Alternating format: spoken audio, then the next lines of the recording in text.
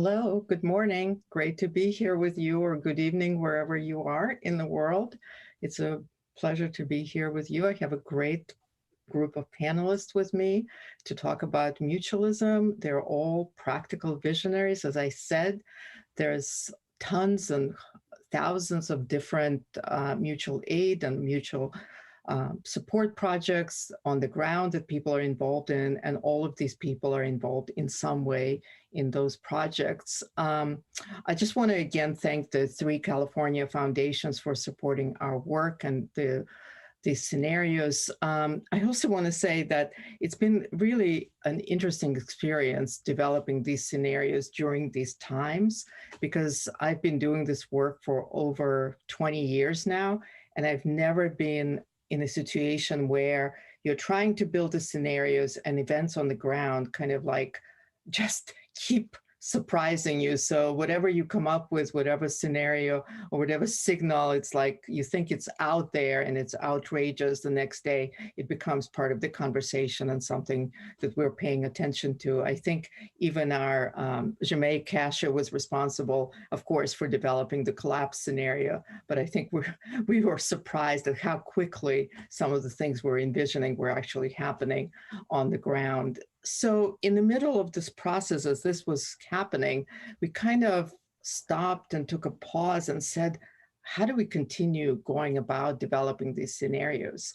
And so because there's so much we felt like needed to happen. There's so much that needs to be changed. And so we went and continued building scenarios, but we also decided, you know, what we really want, like none of these scenarios, the three scenarios, growth, constraint, collapse, obviously they're not positive scenarios. And we can't just stand idly and say, okay, we're just going to observe what's happening. We wanted to focus on transformation and what would transformation look like, and not so much 10 years out, but also actually focus on the actions today and tomorrow that would lead to that transformation. So we actually been engaging with our fellows, Future for Good fellows, in conversations about these are people who are doing things on the ground today. They have programs, they have ideas. And so we were engaging in conversations about these. What are the actions that would lead to this transformation? But underneath this transformation scenario is this idea, we call it social solidarity. But as I said, what's underlining this is these new old ideas of mutualism or mutuality. I think mutualism over centuries have been defined but very different ways. But I just want to bring up four key sort of beliefs or tenets to me that constitute parts of this mutualism. So one idea is, of course, around this radical interdependence. If there's anything we learned during this pandemic, is that there is no such thing as individual health. All health is collective health. You're only as healthy as a homeless person in your community. Viruses travel across borders. We're all in this mutually interdependent relationship. The second sort of tenet or idea is around stewardship. So much of our systems are based on the idea that resources are here to be exploited. They need to be put to productive use. They need to be efficiently used. And we sort of forgot these ideas of stewardship. And stewardship to me means it's about not just preservation, but it's improvement. And yesterday we had like really powerful conversations about the fires and the oceans and how much we need to preserve these incredible resources. The third idea is around rights versus assets or commodities. In every generation, there's a kind of a balance between what's private and what are private goods and what are universal rights or universal public goods. And I think we sort of lost this balance. So it's not about taking everything. It's not about destroying markets, but it's moving a lot of things that we conceive of as these private commodities, like, for example, health, like education, like housing. Actually, in a lot of European countries, those are already considered rights. but we treat them as commodities. And so it's about reestablishing this balance between what's private, what's a commodity, what's part of the market, and then what are these kind of universal rights that every human being deserves access to. And final thing, it's about moving from scale to resilience. It's not about anti-scale and eliminating scale, but scale has become kind of this idea that's pervaded all the conversations. Whether you're a business, if you're starting a company, if you're asking for capital, what's the first question people ask you? But will it scale? And it's sort of moved into philanthropy with similar idea. It's all about scale, but will it scale? And what we're finding during these times is this idea of efficiency and scale does not necessarily work. It's not very resilient. That's why we have these incredibly efficient supply chains, but they're quite brittle, right? They can't supply things during surge. And if you think again about biology, how biological systems are organized, it's not so much about scale, it's about resiliency and building resilience into systems. So it's about looking at designing systems and organizations and institutions for resilience rather than just scale. And I want to emphasize, it doesn't say that certain things should not be scaled, but it just says that we need to have more nuance about what we're scaling and where we're applying scale and what should be local and much more nuanced. So those are just four basic elements of what I consider mutualism. So as I said, lots of people are involved in these efforts. This is something we've been all doing for millennia as humans. That's how we survive. And I have an amazing group of 4 people we call practical visionaries who are actually practicing mutualism on a daily basis. And so I'm going to bring them one at a time to just do short conversations around what they're doing, share what you're doing and why you're doing it and what you're learning and what can you share with this group. So I want to bring up Vanessa Roanhorse. Hi, Vanessa. Hi, Marina. Hi, Vanessa comes to us from Albuquerque. And she's an entrepreneur, both business entrepreneur and a social entrepreneur. She's particularly working to empower indigenous communities, Navajo Nation, and been doing it for a while. So why don't I turn it to you, Vanessa? Just talk about a little bit about yourself, what you're doing, and also, obviously, indigenous populations have been very affected by COVID, more so than others. And talk about that, what's happening on the ground. Absolutely. She Vanessa Roanhorse yin shin, Tohanan in Shlin, Todich eatni bashes chin, Tabaha dashe, Ki ani da shanella, Ak at ego de nitzin, Adzan Nishlin. In this way, I am a Navajo woman, and it is nice to meet everybody today. I think what's really exciting about this conversation is that it's lifting, I think, a lot of ancestral ways of thinking that have existed for a very long time. Sort of the work that we've been building here is the idea that if we want to get to a more mutualistic way of society, if we want to return to a place from our perspective, my perspective as a Danath woman, we have to do it through matriarchy. Women have been pushed out of the circle for a very long time. In my community and culture, women are the cultural leaders, owners of our history, of our traditions. They are the stewards of the land. They are the stewards of our children. We pass down our culture and our power through our mothers. And this was something that existed for a very long time. And it wasn't through colonization, then assimilation programs that we started to see that equal balance in which men and women had a position in society in place. And when you have a position in society in place, we didn't have government because we didn't need government, because through our clanship, through our system of matriarchy, everyone belonged. There was no outsider. There was no those who had more or less. You were part of a community through these circles. So we took these concepts of what if we wanted to return to what we consider a more mutualistic way of knowing and being with one another? where we understand assets and products have a finite place, but wisdom, care does not. We recognize that we need to bring women back in. So mutualism is where we want to be. The pathway is through matriarchy, and the tools we need to do it is decolonizing capital mechanisms. And so from our side of the work, what we've been trying to build are programs and products that take away traditional forms of criteria and risk. Because what we're seeing in not only BIPOC communities, but entrepreneurs for Indigenous women, there is no access to resources, to capital. And when we look at women, we also recognize if you focus on women, you give women the money and the resources, the impact will be great. The impact will be a holistic approach. So we have launched a variety of character-based lending products, grants, and we're also working effectively right now to put together the first Indigenous Women's Investment Fund that will be targeting Indigenous women entrepreneurs who are creating localized solutions. And so when I think about you, Marina, and you talk about scalability, needing to move towards resilience, from our perspective, this is part of how we put the money and the capital and the resources through our own process, through our own ways of knowing, and then in which women will build resilient companies because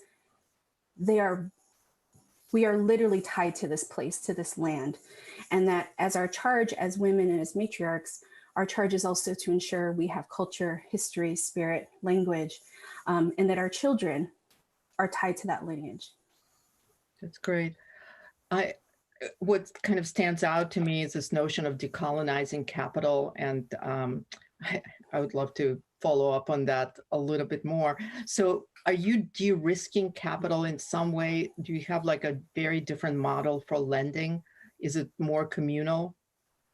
Yes, so we, and this isn't really that new. If you think about it, a lot of our communities had a sort of community decision-making process around where resources went, whether it's a potlatch, whether it's susus, tandas. I think Grameen Bank really tried to take these concepts of like, how do we allow people who are from that place, who understand the place, make decisions collectively around where the resources should go. And so we're taking a lot of tenets around character and relationship-based lending, and we're actually trying to do it here in the United States. Our greatest challenge, though, is that the folks we're looking to invest in don't have good credit, access to credit, are undocumented or immigrants, are Native Americans living on trust land, which means they don't have access to collateral. We had to create what's called like 100% collateralized loan pot.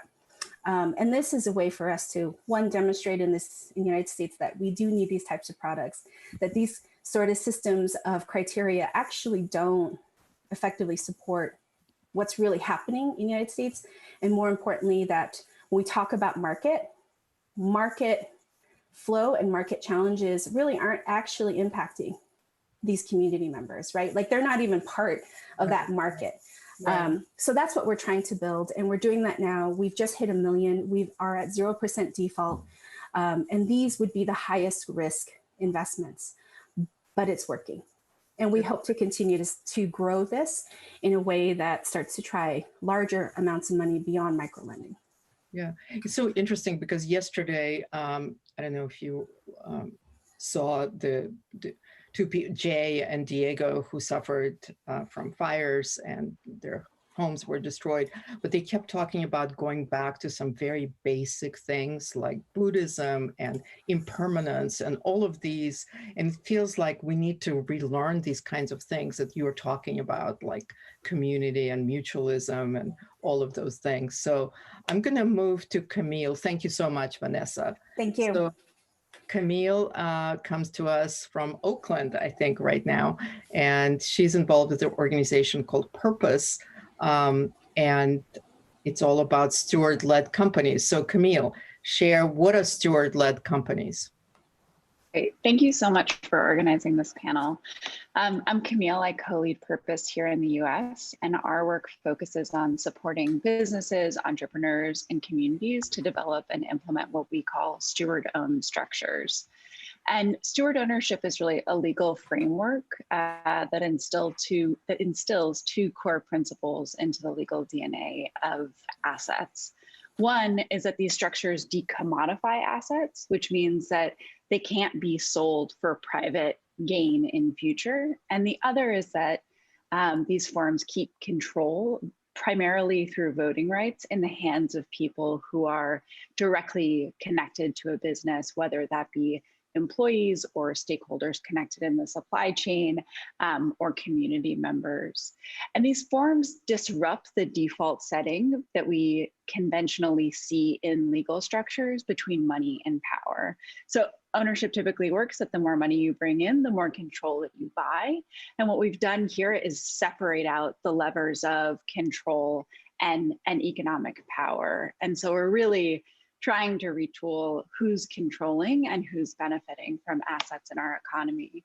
As an organization, we support entrepreneurs, both startup entrepreneurs who are looking for alternatives on the venture capital path. We also work with mid to large size businesses. We're exiting baby boomer founders who started their business to change the food system or impact technology or do something innovative in healthcare. They don't want to sell to private equity or be acquired by a multinational. They're looking for legal solutions that are going to protect their business's mission and their business's connection and commitments to community. And what we've seen along this path is that the same set of questions that are being asked by business leaders in this country are also being asked by people who are exploring, how do we do housing differently?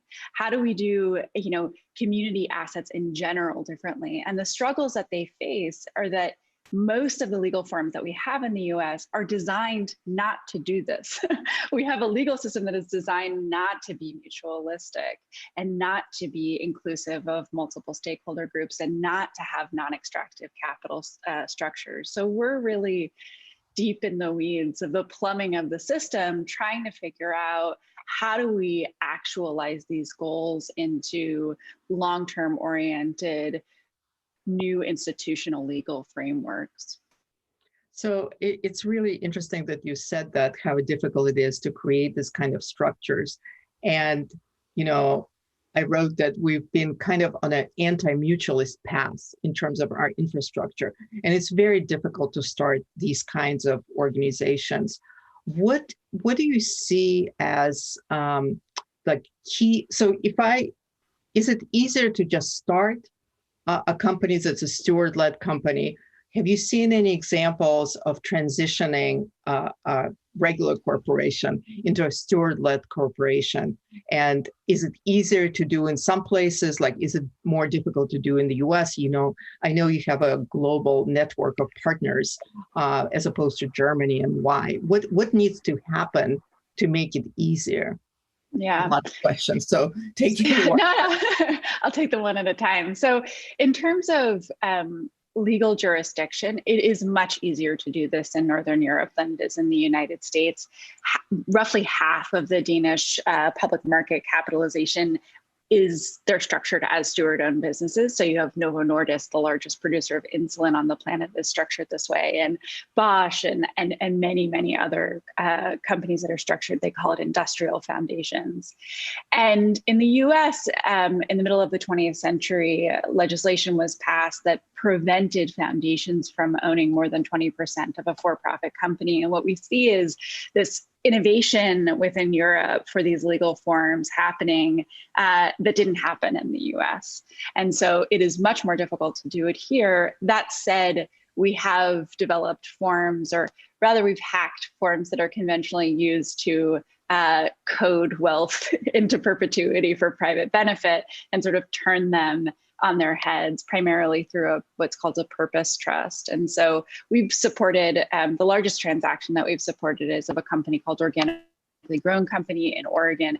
They transitioned from an ESOP C Corp structure into a perpetual purpose trust. And that trust now owns all of the voting control, all the common shares actually of the company.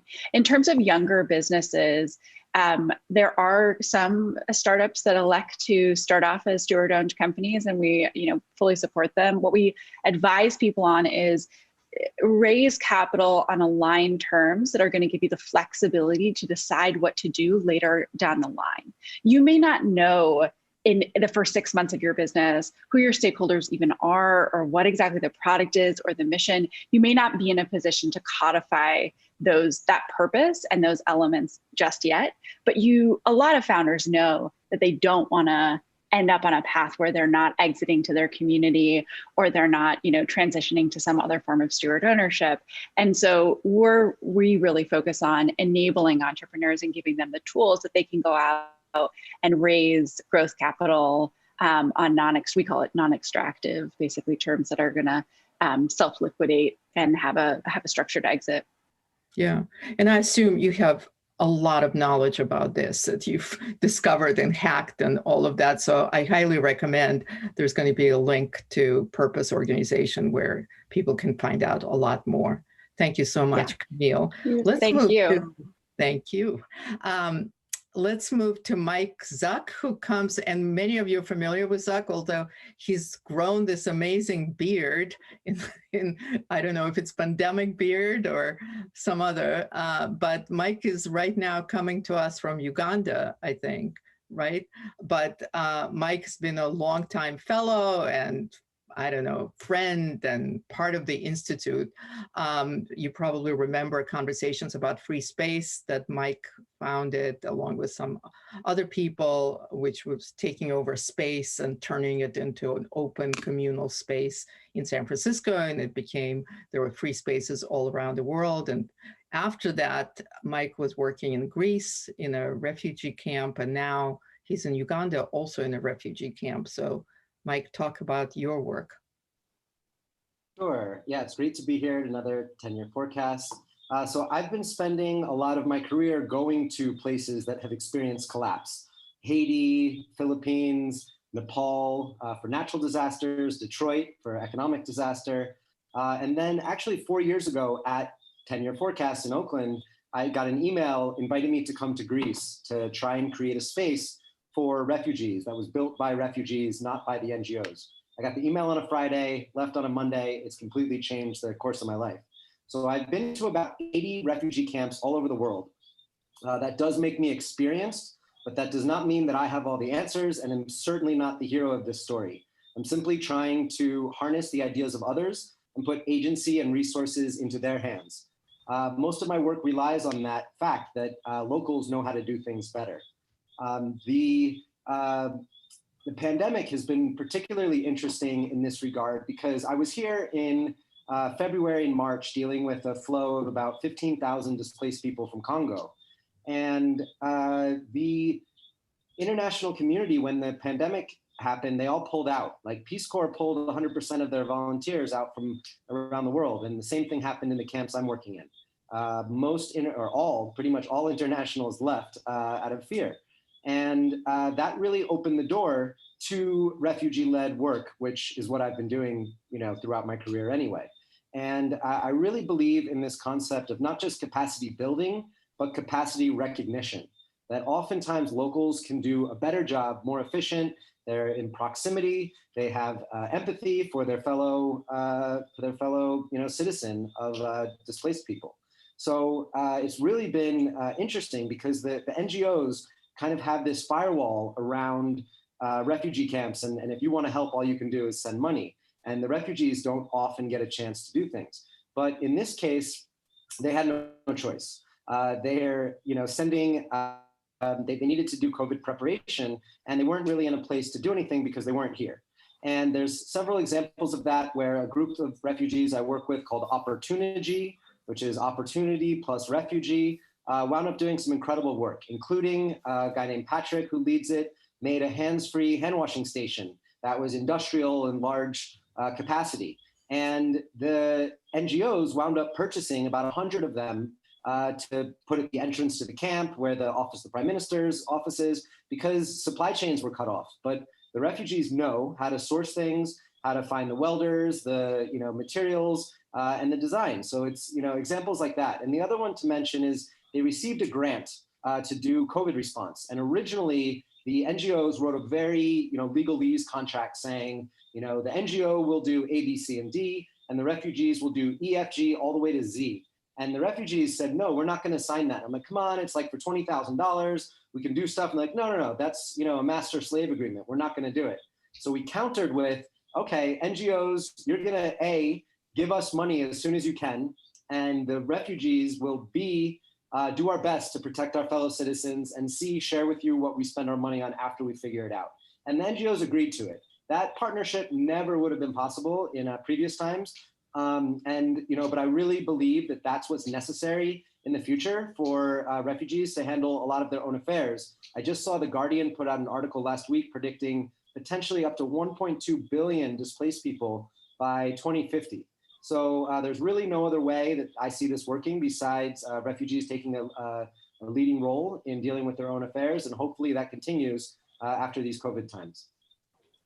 So Mike, how do you see, you've obviously been dealing a lot and working with the philanthropic community and the NGO community. And, you told me about refugee industrial complex that you're trying to disrupt. So just quickly, what do you mean by that, refugee industrial complex? I call it the humanitarian industrial complex. Okay.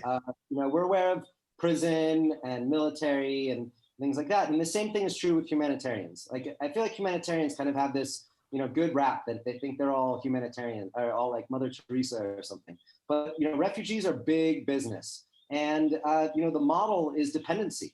It's much more financially valuable to have an ongoing contract than to create self-sufficiency. For example, the camp I'm in right now is 62 years old. That's the same age as Ghana and Israel, and they still have World Food Program bringing food in from other countries, when actually the place where I'm at is next to a lake. It's one of the most fertile places in Uganda. We're right on the equator. And so there's not really an incentive to change that. But the funding right now is currently not enough for the current amount of displaced people. Things like America First has had real world implications that I've witnessed.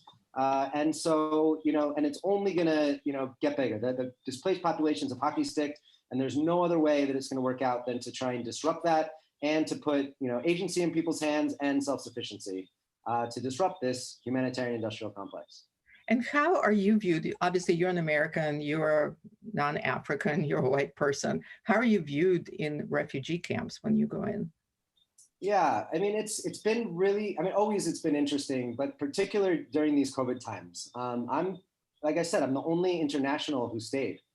So, in this whole district of, I don't know, hundreds of thousands, maybe 1 million people. But, I do have this privilege of being American. It's almost like you get this, once people hear you're American, even though there's some crazy stuff going on, you still have this protection. And so, yeah, that's something I'm fine. I'm totally safe. My mom actually was just talking to her and she was saying, you should probably stay there. And that's never been the case, that she felt that I'd be safer in, Uganda in a refugee camp than back home in America. That's quite a comment right now. Yeah, my mom, she's saying you should probably stay. Things might get crazy, or they already are. And so, yeah, I really, that's been one of the biggest learnings I've had, is to really, be aware of my privilege and, try and use that as an ally and also a voice, because, sometimes, even though the refugees are better at doing things themselves, funders don't really hear that. They almost need to hear it from me, from an international. And so I've really, tried to make that at the core of my work. And that's really what I've learned over, the course of going to these places, is to stand up for, and it works out a better result. So it's not fully embraced by everyone, but that's all you can do, is keep, building prototypes and show more effective, more efficient, and more dignified solutions by supporting locals. Great. Thank you, Mike. Let's move to Kenny. Last but not least, this is Kenny Bailey, who's coming to us from Boston. Kenny is a founder of an amazing design studio called Design Studio for Social Intervention.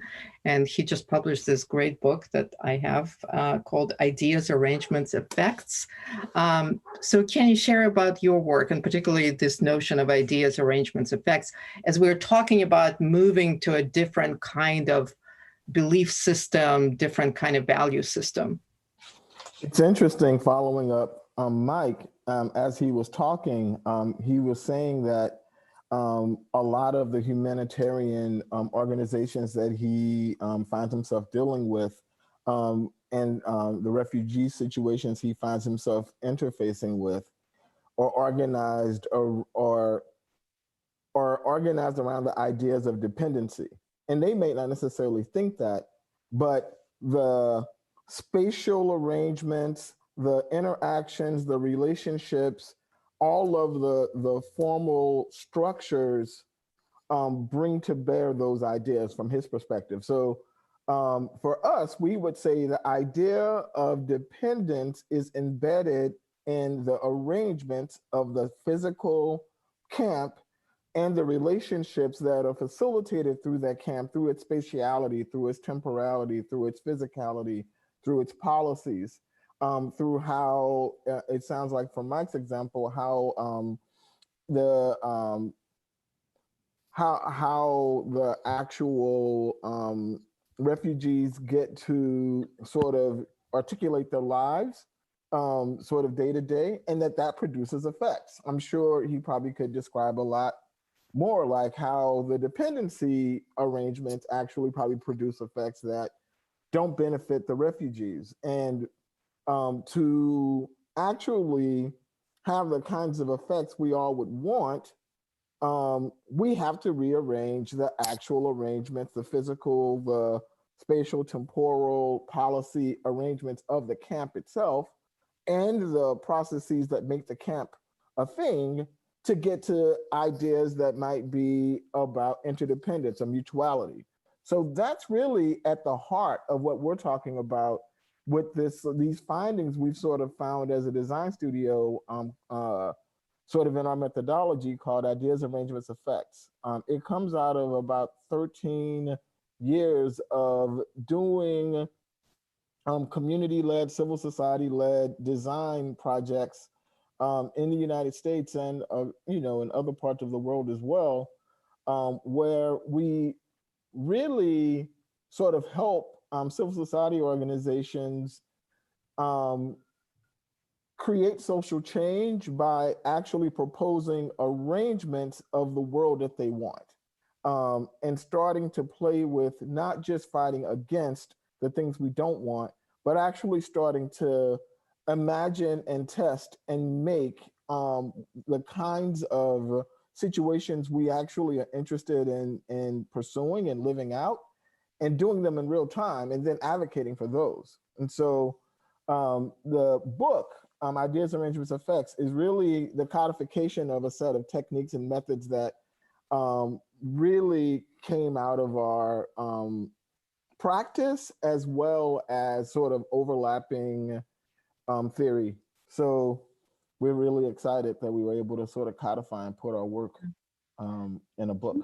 Can you give an example? I know you've got tons of prototypes and things that you've done, like maybe the public kitchen. Talk about some of the things that you've done, the actual projects. So Public Kitchen is one of the projects that we've done around the world the most.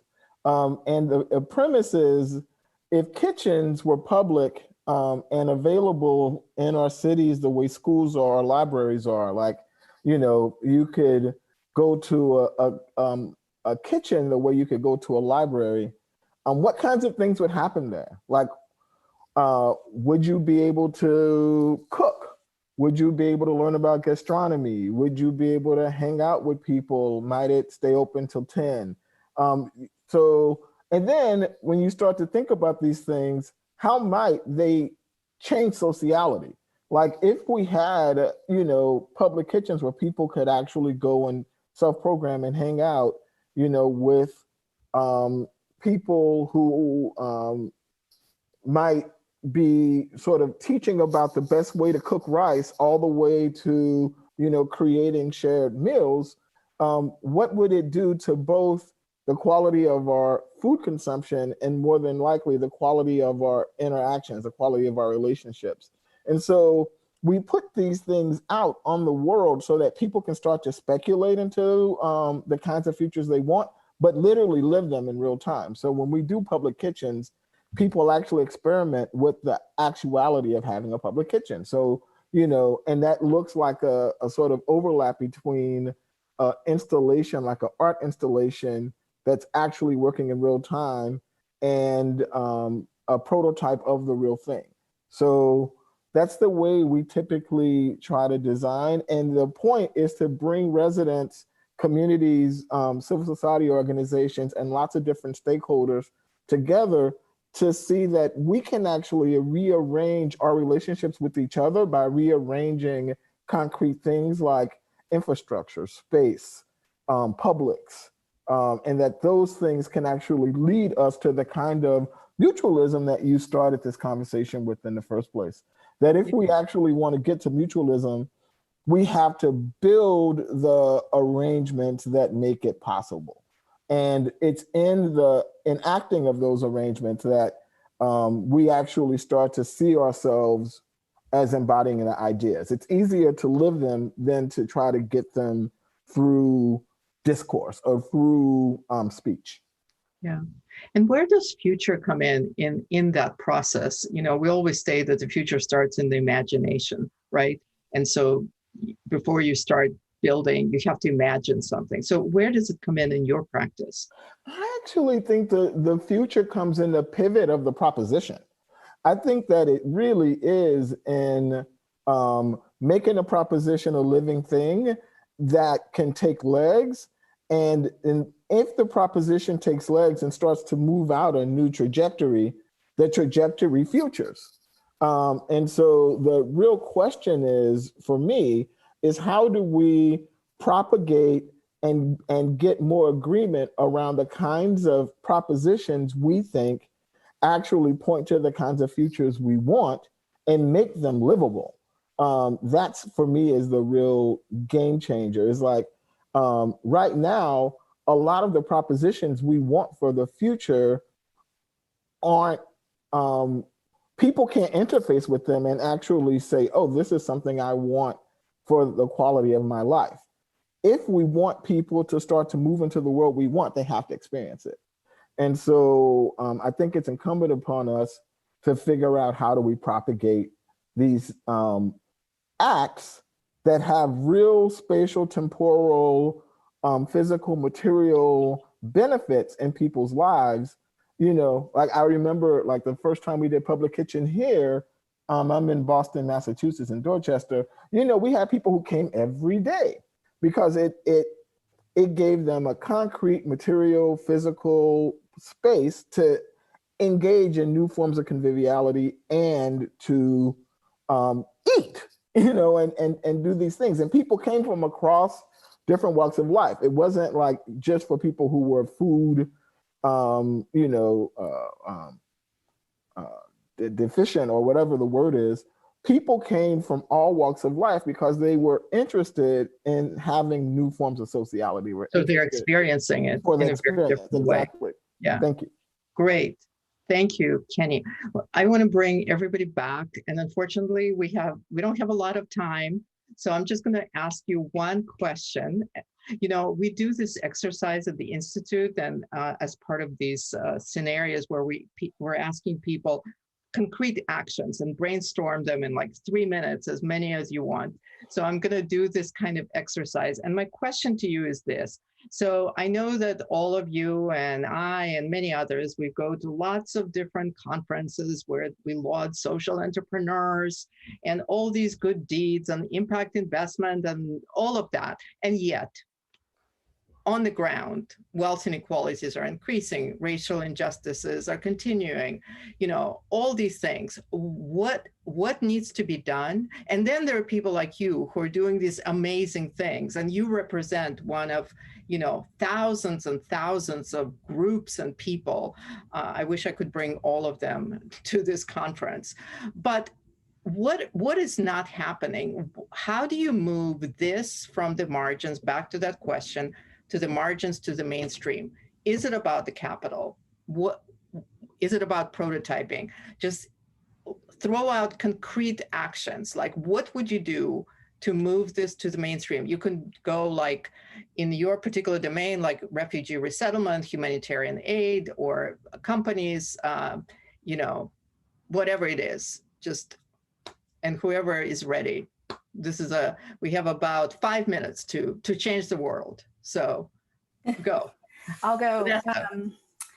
I think we have to support women of color, investing in women of color. I think we got to put the hands into the arms of women and let them help us think about where that money should go.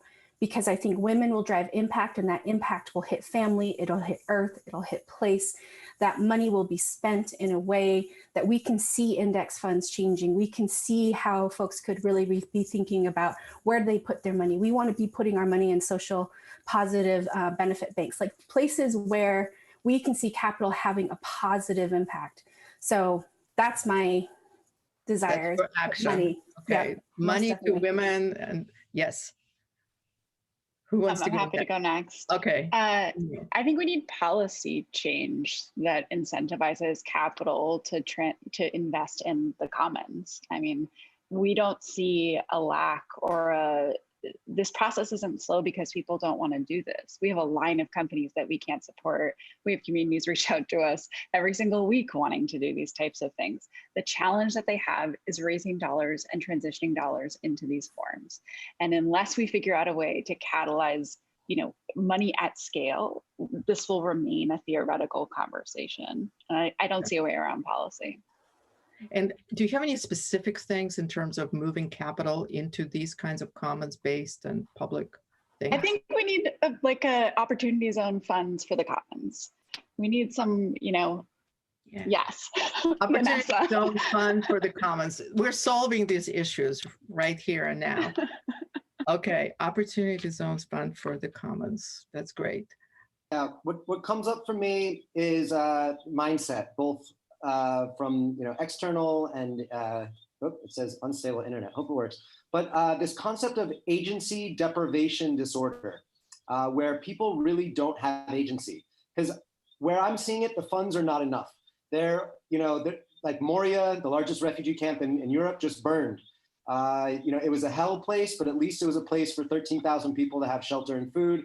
Now they're sleeping on the highway. I have friends there trying to figure out what to do with all the unaccompanied minors. So, in Europe, there's a very racist policy that leads to that. That's why I'm here in Uganda. Refugees have freedom, but they don't have the agency. So the belief is that if you remove the barriers to agency, you don't even need more funding necessarily. You can unleash abundance. And, that's what, we've seen in these collapse scenarios that are so inspiring of mutualism and mutual aid emerging. And that's why I like being here, because you get to witness the next phase of transformation. When you say agency deprivation disorder, is it caused by something? What is it? I mean, there's so many marginalized people don't get a say. And if you can look after the most vulnerable, one example of design I love is, that when airports put in wheelchair ramps, then luggage companies started putting wheels on their luggage. And so if you make it easier for those who are, having it the most difficult, you make it better for everyone. Great. Thanks. Kenny.